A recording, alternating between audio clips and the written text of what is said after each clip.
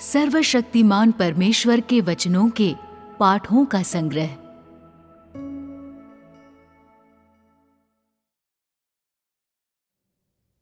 स्वयं परमेश्वर जो अद्वितीय है। 2 परमेश्वर का धर्मी स्वभाव।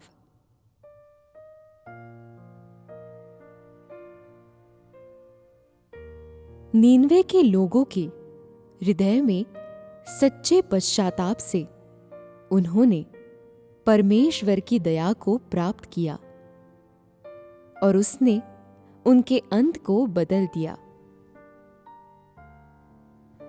क्या वहां परमेश्वर के हृदय के बदलाव और उसके क्रोध के बीच कोई परस्पर विरोध था? नहीं, बिल्कुल भी नहीं। ये इसलिए है क्योंकि उस विशेष समय पर परमेश्वर की सहनशीलता का अपना कारण था। इसका कारण क्या हो सकता है? ये वो है जिसे बाइबल में दिया गया है। प्रत्येक व्यक्ति अपने अपने कुमार्ग से फिर गया और अपने हाथों के उपद्रवी कार्यों को तज दिया। ये कुमार्ग कुछ मुट्ठी भर बुरे कार्यों की ओर संकेत नहीं करता है, परंतु लोगों के व्यवहार के पीछे पाए जाने वाले बुरे स्रोत की ओर संकेत करता है। अपने कुमार्ग से फिर जाना, इसका अर्थ है कि जिन पर संदेह है वे कभी भी इन कार्यों को दोबारा नहीं करेंगे। दूसरे शब्दों में, वे पुनः इस बुरे तरीके से व्यवहार नहीं करेंगे। वो तरीका, स्रोत, उद्देश्य, इरादा और उनके कार्यों का सिद्धांत सब बदल चुका है। वे अपने हृदय में आनंद और प्रसन्नता को लाने के लिए पुनः उन तरीकों और सिद्धांतों का उपयोग कभी नहीं करेंगे। हाथों के उपद्रव को त्याग देना में त्याग देना का अर्थ है नीचे रख देना या छोड़ देना। बीते कल से पूर्ण रूप से नाता तोड़ देना और उस ओर कभी न फिरना। जब नीनवे के लोगों ने अपने हाथों से उपद्रव करना त्याग दिया, तो इसने उनके सच्चे पश्चाताप को प्रमाणित और साथ ही साथ प्रदर्शित भी किया।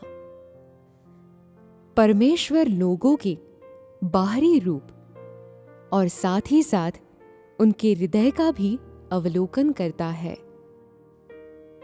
जब परमेश्वर ने नीनवे के लोगों के हृदय में बिना किसी संदेह के सच्चे पश्चाताप को देखा और साथ ही ये अवलोकन भी किया कि वे अपने कुमार्ग से फिर गए थे और हाथों के उपद्रव को त्याग दिया था, तो उसने अपना मन बदल लिया।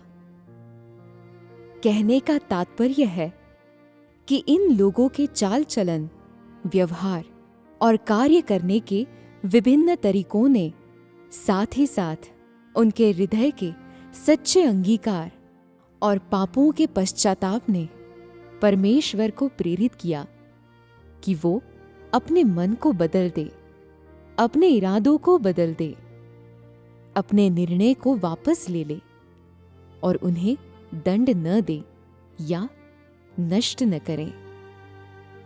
इस प्रकार नीनवे के लोगों ने एक अलग अंत को प्राप्त किया। उन्होंने अपने जीवन को छुड़ाया और उसी समय परमेश्वर की दया और करुणा को जीत लिया। इस बिंदु पर परमेश्वर ने भी अपने क्रोध को वापस ले लिया। परमेश्वर की करुणा और सहनशीलता दुर्लभ नहीं है। मनुष्य का सच्चा पश्चाताप दुर्लभ है। इसके बावजूद कि परमेश्वर नीनवे के लोगों से कितना क्रोधित था, जो ही उन्होंने उपवास की घोषणा की और टाट ओढ़कर राख पर बैठ गए, त्यों ही उसका हृदय धीरे धीरे कोमल होता गया और उसने अपना मन बदलना शुरू कर दिया। जब उसने उनके लिए घोषणा की कि वो उनके नगर को नष्ट कर देगा, अपने पापों के निमित्त उनके अंगीकार और पश्चाताप के कुछ समय पहले परमेश्वर तब भी उनसे क्रोधित था।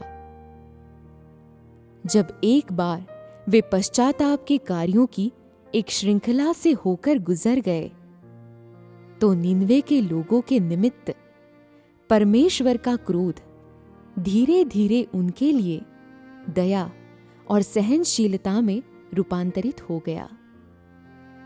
एक ही घटना में परमेश्वर के स्वभाव के इन दोनों पहलुओं के प्रकाशन को एक साथ मिलने के विषय में कोई विरोधाभास नहीं है। किसी व्यक्ति को विरोधाभास की इस कमी को कैसे समझना और जानना चाहिए? चूंकि नीनवे के लोगों ने पश्चाताप किया, तो परमेश्वर ने सफलतापूर्वक इन दोनों ध्रुवीय विपरीत हस्तियों को प्रकट और प्रकाशित किया, जिसने लोगों को परमेश्वर की हस्ती की यथार्थता और उसके उल्लंघन न किए जा सकने वाले गुण को देखने की अनुमति दी। परमेश्वर ने लोगों को निम्नलिखित बातें बताने के लिए अपनी मनोवृत्ति का उपयोग किया। ऐसा नहीं है कि परमेश्वर लोगों को बर्दाश्त नहीं करता है या वो उन पर दया करना नहीं चाहता है। यह ऐसा है कि वे कभी कभार ही परमेश्वर के प्रति सच्चा पश्चाताप करते हैं, और ऐसा कभी कभार ही होता है कि लोग सचमुच में अपने कुमार्ग से फिरते हैं और अपने हाथों से उपद्रव करना त्यागते हैं। दूसरे शब्दों में, जब परमेश्वर मनुष्य से क्रोधित हो जाता है, तो वो आशा करता है कि मनुष्य सचमुच में पश्चाताप करने में समर्थ होगा, और वो मनुष्य के सच्चे पश्चाताप को देखना चाहता है। ऐसी दशा में तब वो उदारता से मनुष्य को अपनी दया और सहनशीलता प्रदान करता है। कहने का तात्पर्य है कि मनुष्य का बुरा चाल चलन परमेश्वर के क्रोध को उनके ऊपर लाता है, जबकि परमेश्वर की दया और करुणा को उनके ऊपर उंडेला जाता है, जो परमेश्वर को ध्यान से सुनते हैं और सचमुच में उसके सम्मुख सच्चा पश्चाताप करते हैं। और इसे उनके ऊपर उंडेला जाता है जो अपने कुमार्ग से फिर जाते हैं और अपने हाथों से उपद्रव करना त्याग कर देते हैं। नीनवे के लोगों के उपचार में परमेश्वर की मनोवृत्ति को बिल्कुल साफ साफ प्रकाशित किया गया है। परमेश्वर की दया और सहनशीलता को प्राप्त करना बिल्कुल भी कठिन नहीं है। वो एक व्यक्ति से सच्चे पश्चाताप की अपेक्षा करता है। जब तक लोग अपने कुमार्गों से परे रहते हैं और अपने हाथों से उपद्रव करना त्याग देते हैं, परमेश्वर उनके प्रति अपने हृदय और अपनी मनोवृत्ति को बदलेगा। सृष्टिकर्ता का धर्मी स्वभाव सच्चा और स्पष्ट है। जब परमेश्वर ने नीनवे के लोगों के वास्ते अपने मन को बदल लिया, तो क्या ये उसकी करुणा और सहनशीलता एक दिखावा थी? नहीं, बिल्कुल भी नहीं। फिर एक ही मुद्दे के दौरान परमेश्वर के स्वभाव के दोनों पहलुओं के बीच का रूपांतरण तुम्हें क्या देखने देता है? परमेश्वर का स्वभाव पूरी तरह से संपूर्ण है, ये बिल्कुल भी खंडित नहीं है। इस पर ध्यान दिए बिना कि वो लोगों के प्रति क्रोध प्रकट कर रहा है या दया एवं सहनशीलता, ये सब उसके धर्मी स्वभाव की अभिव्यक्तियां हैं। परमेश्वर का स्वभाव सच्चा एवं सुस्पष्ट है। वो अपने विचारों और रवैयों को चीजों के विकास अनुसार बदलता है। नीनवे के निवासियों के प्रति उसके रवैये का रूपांतरण मानवता को बताता है कि उसके पास अपने स्वयं के विचार और युक्तियां हैं। वो रोबोट या मिट्टी का कोई पुतला नहीं है, परंतु स्वयं जीवित परमेश्वर है। वो नीनवे के लोगों से क्रोधित हो सकता था, ठीक उसी तरह जैसे वो उनके रवैये के अनुसार उनके अतीत को क्षमा कर सकता था। वो नीनवे के लोगों के ऊपर दुर्भाग्य लाने का निर्णय ले सकता था और वो उनके पश्चाताप के कारण अपना निर्णय बदल सकता था। लोग यांत्रिक रूप से नियमों को लागू करना अधिक पसंद करते हैं और वे परमेश्वर को पूर्ण करने और परिभाषित करने के लिए नियमों का उपयोग करना अधिक पसंद करते हैं। ठीक उसी तरह जैसे वे परमेश्वर के स्वभाव को जानने के लिए सूत्रों का उपयोग करना अधिक पसंद करते हैं। इसलिए मानवीय विचारों के आयाम के अनुसार परमेश्वर विचार नहीं करते और न ही उनके पास कोई स्वतंत्र योजनाएं हैं। असलियत में परमेश्वर के विचार चीजों और वातावरण में परिवर्तन के अनुसार निरंतर रूपांतरित हो रहे हैं। जब तक ये विचार रूपांतरित हो रहे हैं, परमेश्वर के अस्तित्व के विभिन्न पहलू प्रकट होंगे।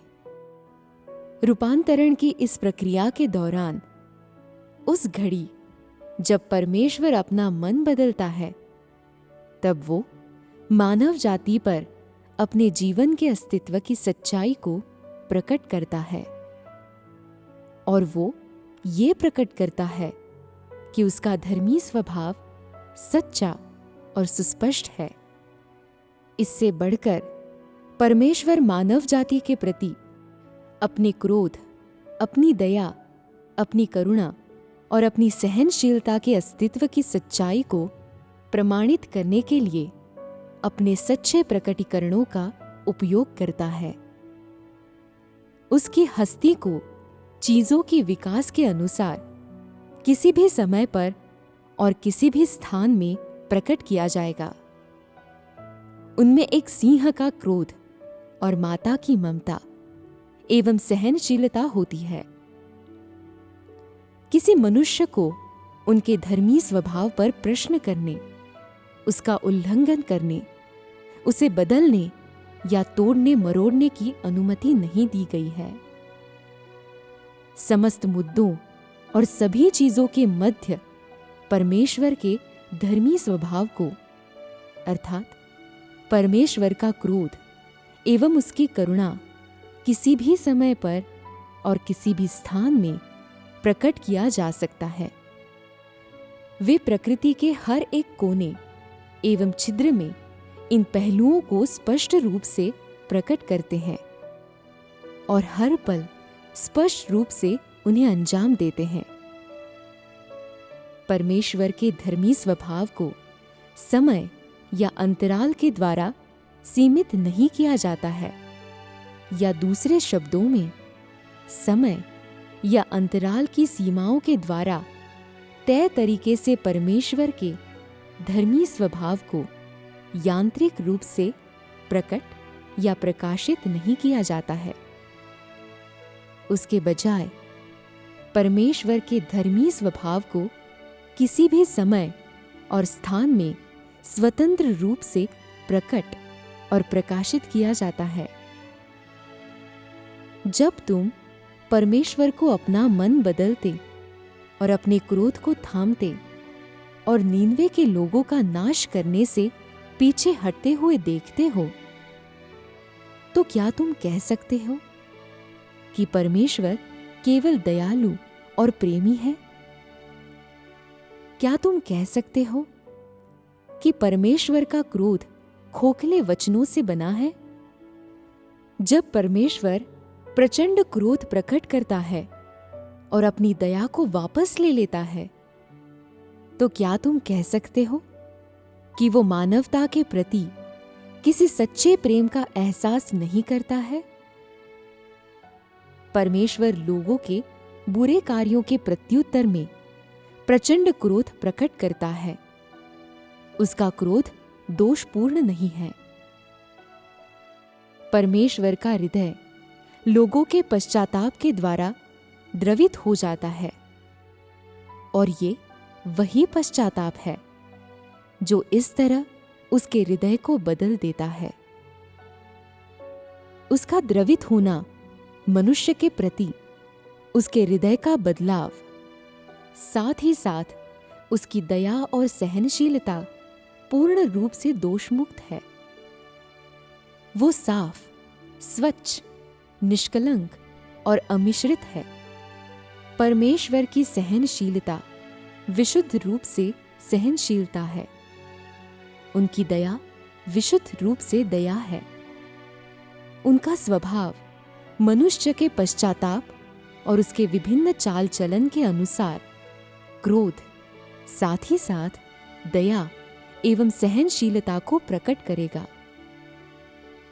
जो वो प्रकट या प्रकाशित करता है, उससे कोई फर्क नहीं पड़ता है, क्योंकि ये पूरी तरह पवित्र है, ये पूरी तरह प्रत्यक्ष है।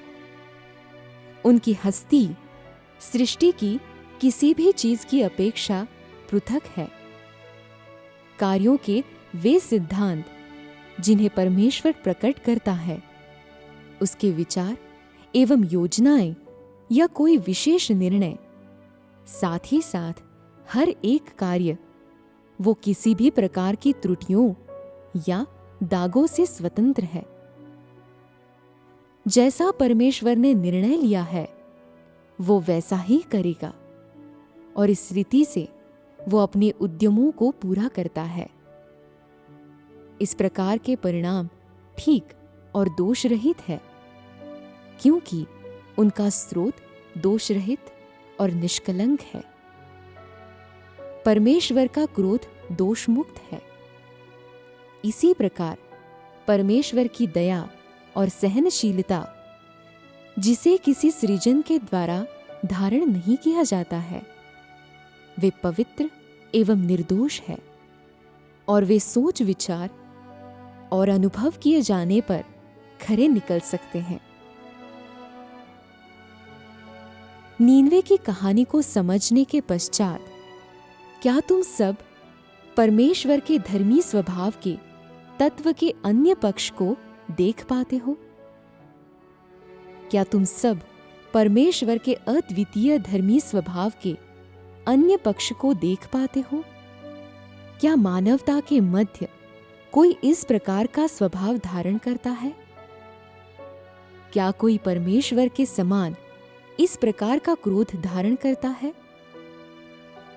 क्या कोई परमेश्वर के समान दया और सहनशीलता धारण करता है?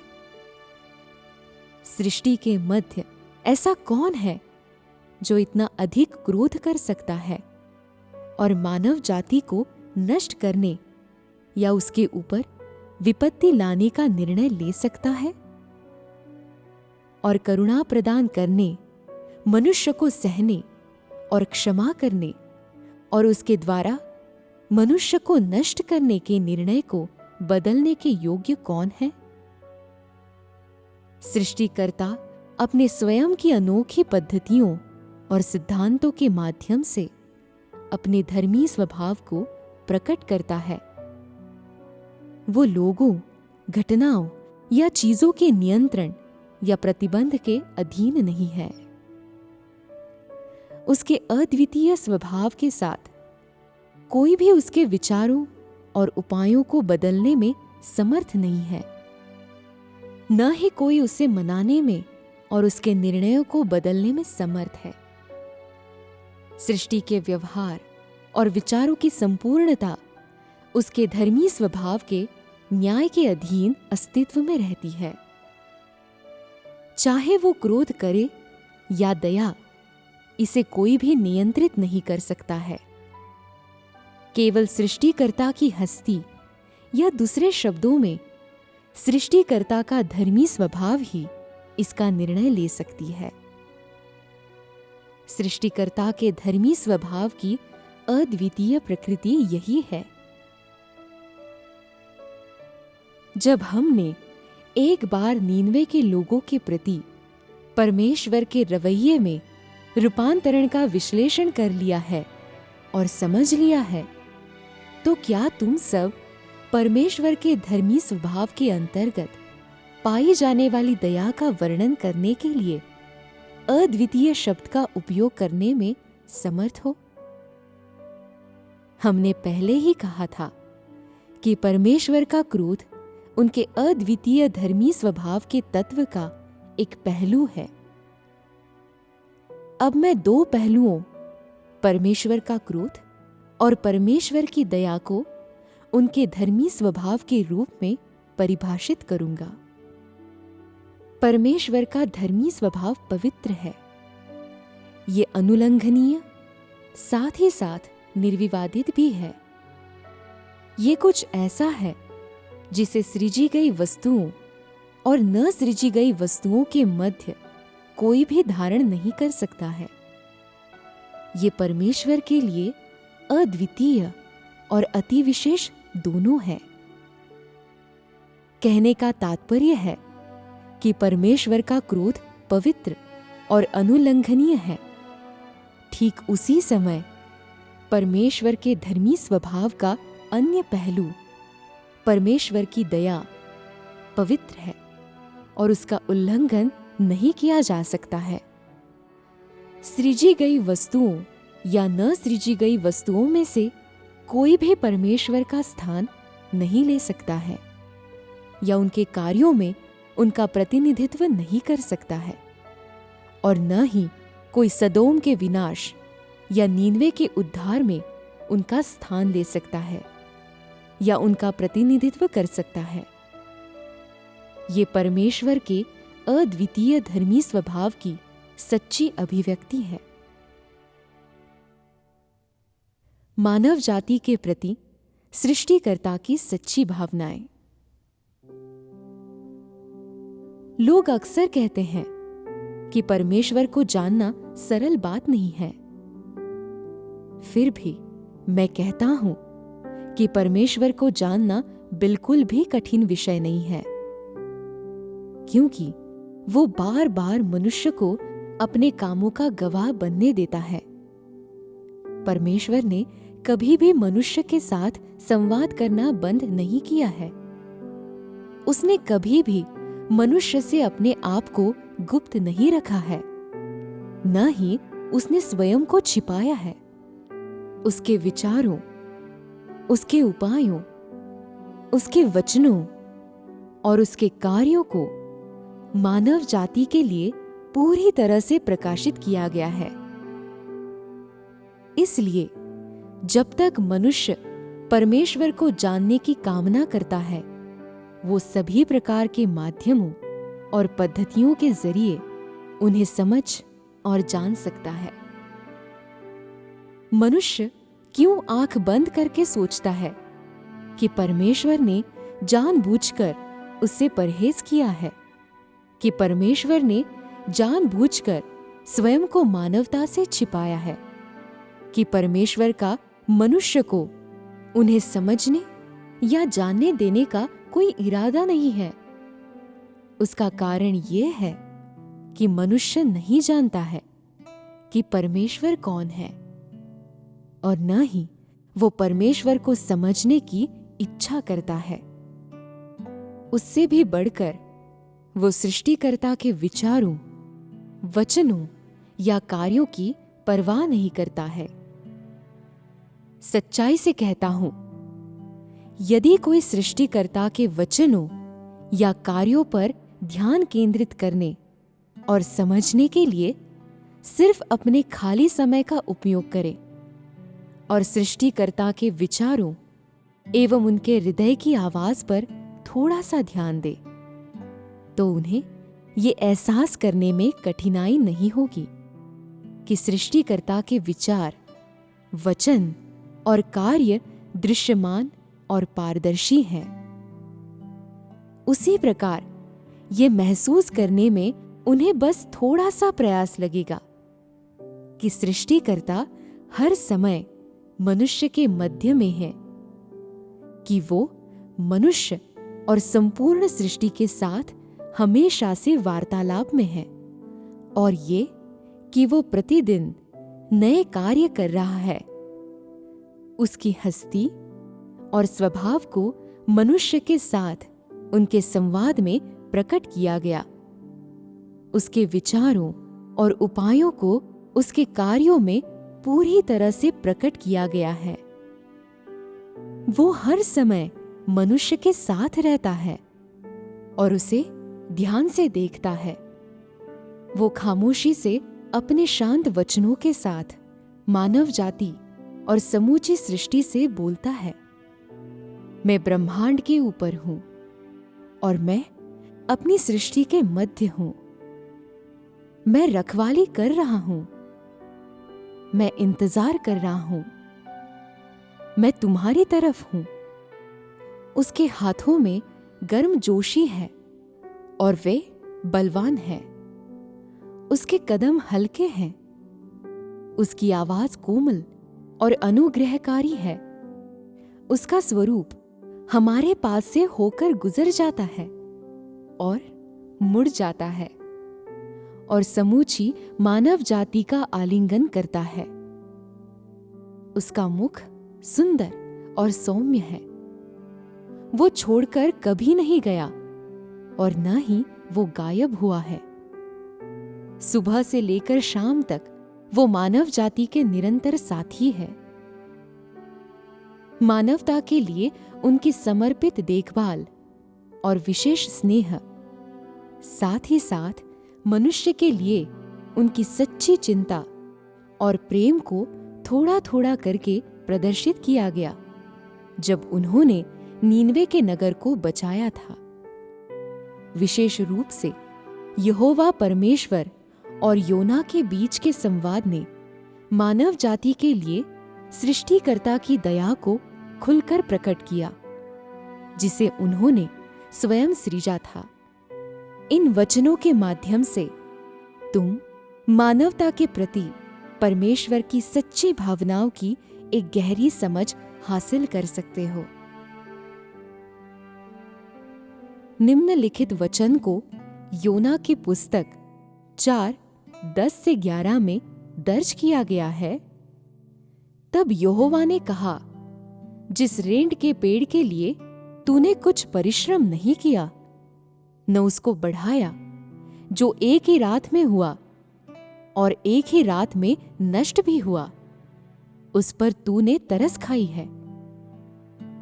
फिर ये बड़ा नगर नीनवे, जिसमें 1,20,000 से अधिक मनुष्य है, जो अपने दाहिने बाएं हाथों का भेद नहीं पहचानते, और बहुत से घरेलू पशु भी उसमें रहते हैं, तो क्या मैं उस पर तरस न खाऊं? ये यहोवा परमेश्वर के वास्तविक वचन है, उनके और योना के बीच का वार्तालाप।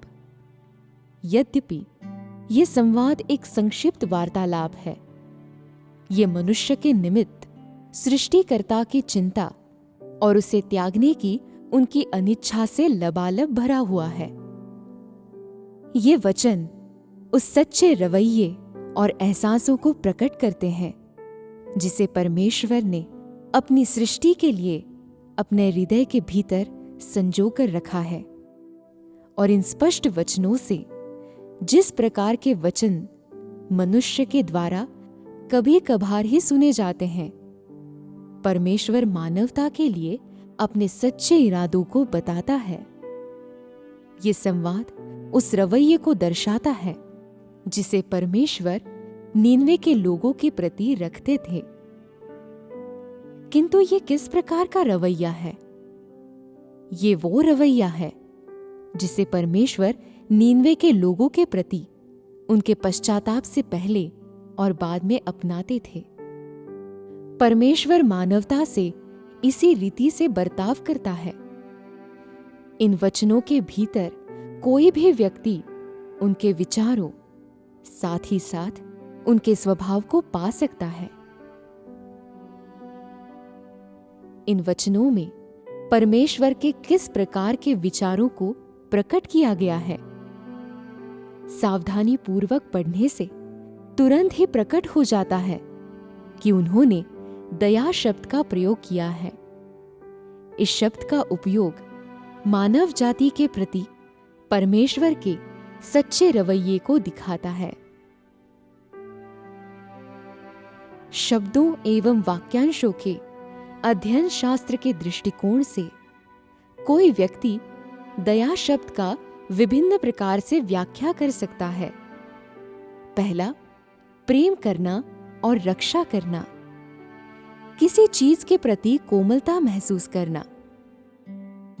दूसरा, दीवानगी से प्रेम करना और अंततः उसे नुकसान पहुंचाना न चाहना और इस प्रकार के कार्य को बर्दाश्त करने में असमर्थ होना। संक्षेप में इसका तात्पर्य कोमल स्नेह और प्रेम है। साथ ही साथ किसी व्यक्ति या किसी चीज को छोड़ने की अनिच्छा है। इसका अर्थ मनुष्य के प्रति परमेश्वर की दया और सहनशीलता है। यद्यपि परमेश्वर ने एक शब्द का उपयोग किया जिसे मनुष्यों के बीच सामान्य तौर पर बोला जाता है, फिर भी इस शब्द के इस्तेमाल ने मानव जाति के प्रति परमेश्वर के हृदय की आवाज और उनके रवैये को खुलकर प्रकट किया है। यद्यपि नीनवे का नगर ऐसे लोगों से भरा हुआ था जो सदोम के लोगों के समान ही भ्रष्ट, बुरे और उपद्रवी थे। उनके पश्चाताप ने परमेश्वर को बाध्य किया कि वे अपना मन बदल दें और उन्हें नाश न करने का निर्णय लें, क्योंकि परमेश्वर के वचनों और निर्देशों के प्रति उनकी प्रतिक्रिया ने एक ऐसे रवैये का प्रदर्शन किया जो सदोम के नागरिकों के रवैये के ठीक विपरीत था। और परमेश्वर के प्रति उनके सच्चे समर्पण और अपने पापों के लिए उनके सच्चे पश्चाताप, साथ ही साथ हर लिहाज से उनके सच्चे और हार्दिक आचरण के कारण परमेश्वर ने एक बार फिर से उनके ऊपर अपनी हार्दिक दया दिखाई और उन्हें ये प्रदान किया। मानवता के लिए परमेश्वर के प्रतिफल और उनकी दया की नकल कर पाना किसी के लिए भी असंभव है। कोई भी व्यक्ति परमेश्वर की दया या सहनशीलता को धारण नहीं कर सकता है, न ही मानवता के प्रति उनके सच्चे एहसासों को धारण कर सकता है। क्या कोई है जिसे तुम महान पुरुष या स्त्री मानते हो, या यहां तक कि कोई उत्कृष्ट मानव भी जो श्रेष्ठ नजरिए से एक महान पुरुष या स्त्री के रूप में या उच्चतम बिंदु पर बोलते हुए मानव जाति या सृष्टि के लिए इस प्रकार का कथन कहेगा? मानव जाति के मध्य ऐसा कौन है जो मानवता के जीवन की स्थितियों को अपने हाथों की हथेली के समान जान सकता है? मानवता के अस्तित्व के लिए बोझ और जिम्मेदारी कौन उठा सकता है? किसी नगर के विनाश की घोषणा करने के लिए कौन समर्थ है? और किसी नगर को क्षमा करने के लिए कौन सक्षम है? कौन कह सकता है कि वो अपनी स्वयं की सृष्टि का पालन पोषण करता है? केवल सृष्टिकर्ता ने ही इस मानव जाति के ऊपर दया की है। केवल सृष्टिकर्ता ने ही इस मानव जाति को कोमलता और स्नेह दिखाया है। केवल सृष्टिकर्ता ही इस मानव जाति के लिए सच्चा और कभी न टूटने वाला प्रेम रखता है। उसी प्रकार केवल सृष्टिकर्ता ही इस मानव जाति पर दया कर सकता है और अपनी संपूर्ण सृष्टि का पालन पोषण कर सकता है। उसका हृदय मनुष्य के हर एक कार्यों से खुशी से उछलता और दुखित होता है। वो मनुष्य की दुष्टता और भ्रष्टता के ऊपर क्रोधित, परेशान और दुखित होता है। वो मनुष्य के पश्चाताप और विश्वास के लिए प्रसन्न, आनंदित, क्षमाशील और प्रफुल्लित होता है। उसका हर एक विचार और उपाय मानव जाति के लिए अस्तित्व में बने हुए हैं और उसके चारों ओर परिक्रमा करते हैं। जो वो है और जो उसके पास है, उसे पूरी तरह से मानव जाति के वास्ते प्रकट किया जाता है। उसकी भावनाओं की संपूर्णता मानव जाति के अस्तित्व के साथ आपस में गुथी हुई है। मनुष्य के वास्ते वो भ्रमण करता है और यहां वहां भागता है। वो खामोशी से अपने जीवन का हर अंश दे देता है। वो अपने जीवन का हर मिनट और सेकंड समर्पित कर देता है। उसने कभी नहीं जाना कि स्वयं अपने जीवन पर किस प्रकार दया करना है। फिर भी उसने हमेशा से मानव जाति पर दया की है और उसका पालन पोषण किया है, जिसे उसने स्वयं सृजा था। वो सब कुछ देता है जिसे उसे इस मानव जाति को देना है। वो बिना किसी शर्त के और बिना किसी प्रतिफल की अपेक्षा के अपनी दया और सहनशीलता प्रदान करता है। वो ऐसा सिर्फ इसलिए करता है जिससे मानव जाति उसकी नजरों के सामने निरंतर जीवित रहे और जीवन के उसके प्रावधान प्राप्त करती रहे। वो ऐसा सिर्फ इसलिए करता है जिससे मानव जाति एक दिन उसके सम्मुख समर्पित हो जाए और ये पहचान जाए कि ये वही ईश्वर है जो मनुष्य के अस्तित्व का पालन पोषण करता है और समूची सृष्टि के जीवन की आपूर्ति करता है। सृष्टिकर्ता मानवता के लिए अपनी सच्ची भावनाओं को प्रकट करता है। यहोवा परमेश्वर और योना के बीच ये वार्तालाप निस्संदेह मानवता के लिए सृष्टिकर्ता की सच्ची भावनाओं का एक प्रकटीकरण है।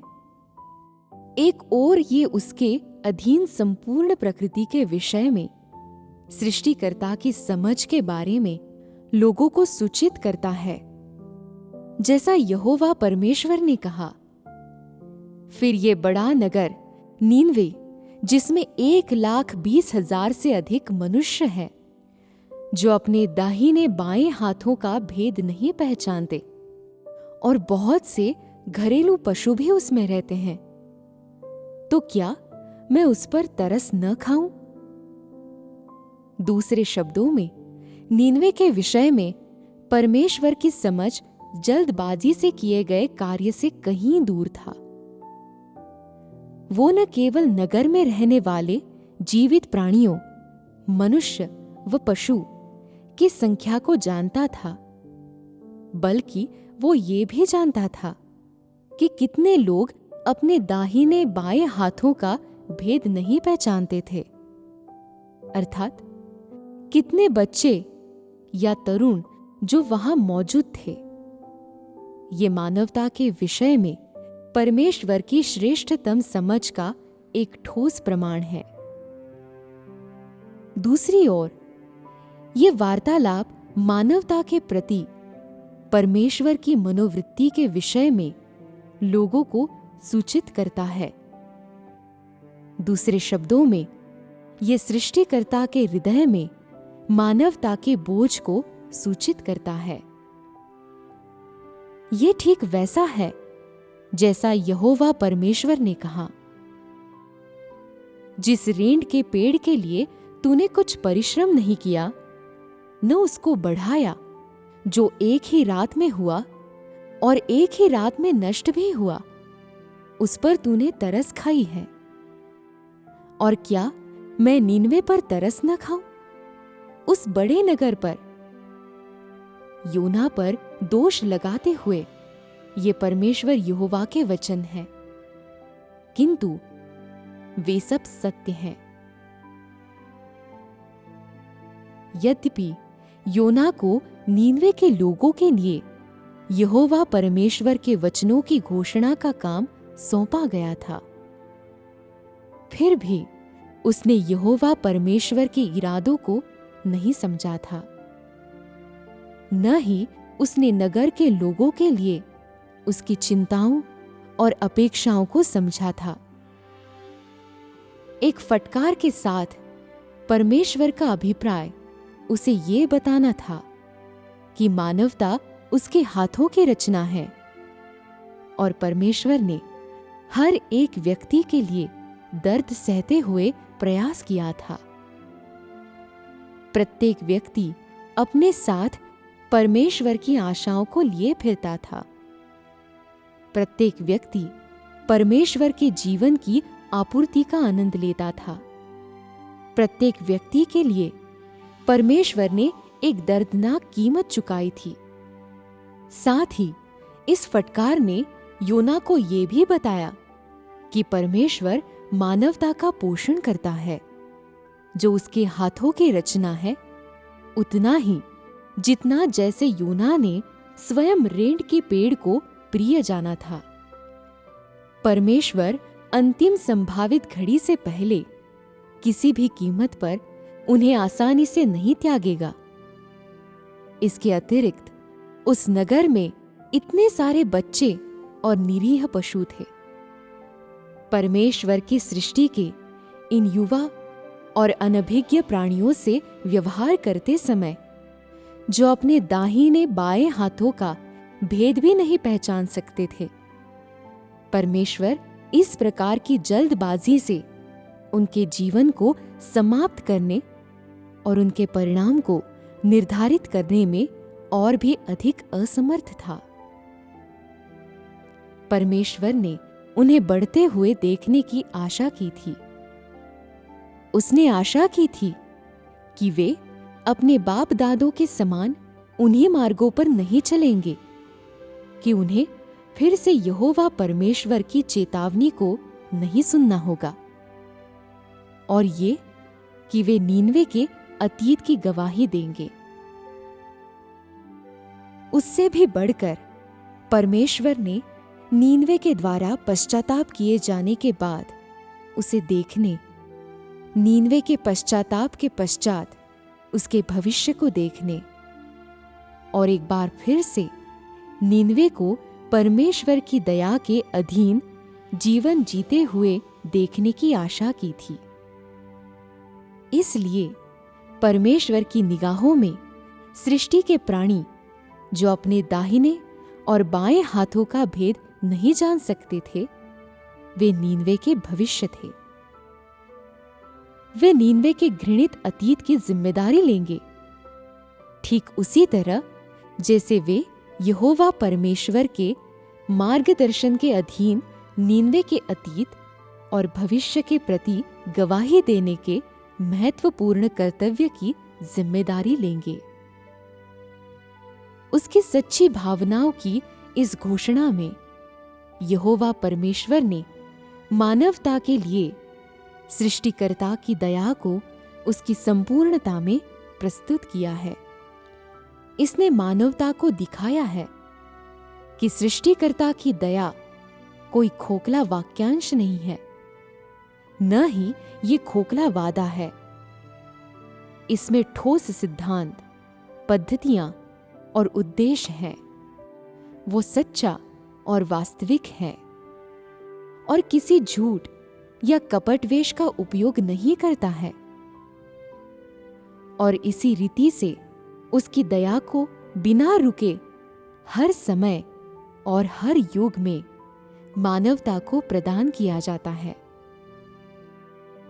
फिर भी आज के दिन तक योना के साथ सृष्टिकर्ता का संवाद परमेश्वर का एकमात्र और अति विशेष मौखिक कथन है कि वो मानवता पर दया क्यों करता है, वो मानवता पर दया कैसे करता है, वो मानवता के प्रति और मानवता के लिए अपनी सच्ची भावनाओं के प्रति कितना सहनशील है। यहोवा परमेश्वर का संक्षिप्त वार्तालाप मानवता के लिए उसके संपूर्ण विचारों को अभिव्यक्त करता है। ये मानवता के निमित्त परमेश्वर के हृदय की मनोवृत्ति की सच्ची अभिव्यक्ति है और साथ ही ये मानवता पर व्यापक रूप से दया करने का ठोस सबूत भी है। उसकी दया न केवल मानवता की प्राचीन पीढ़ियों को दी गई है, बल्कि ये मानवता के युवा सदस्यों को भी दी गई है, ठीक उसी तरह जैसा हमेशा से होता आया है, एक पीढ़ी से लेकर दूसरी पीढ़ी तक। यद्यपि परमेश्वर का क्रोध बार बार मानवता के कुछ निश्चित कोनों और कुछ निश्चित क्षेत्रों पर नीचे उतरता है, फिर भी उसकी दया कभी खत्म नहीं हुई है। अपनी करुणा के साथ वो अपनी सृष्टि की एक पीढ़ी के बाद अगली पीढ़ी का मार्गदर्शन एवं अगुवाई करता है।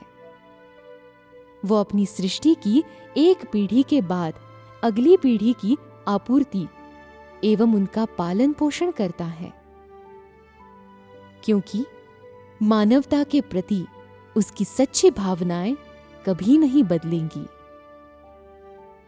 जैसा यहोवा परमेश्वर ने कहा, क्या मैं नीनवे पर तरस न खाऊं? उसने सदैव अपनी सृष्टि का पालन पोषण किया है।